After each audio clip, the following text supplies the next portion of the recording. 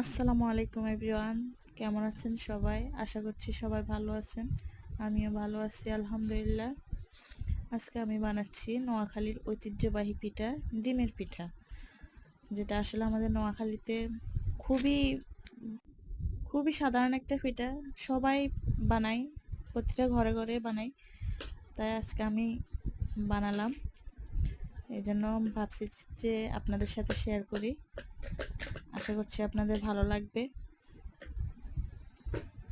আর তাছাড়া আপনাদের সাথে কিছু কথা বলি, আশা করছি আপনাদের ভালো লাগবে।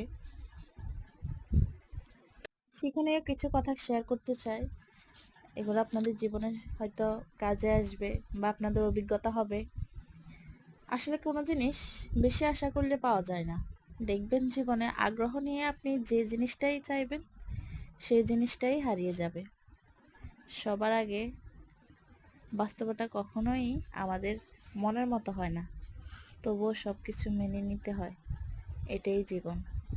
জীবন আসলে চলতে গেলে অনেক কিছুই মানিয়ে নিতে হয়, যেটা হয়তো সব সময় কারোর সাথে শেয়ার করা যায় না, নিজের মনের মধ্যেই চেপে রাখতে হয়। আশা করছি আপনাদের ভিডিওটি ভালো লাগবে। আর যদি ভিডিওটি ভালো লাগে তাহলে অবশ্যই আমার চ্যানেলটিকে সাবস্ক্রাইব করবেন, আর নতুন হিসেবে একটু সাপোর্ট করবেন। আল্লাহ হাফেজ।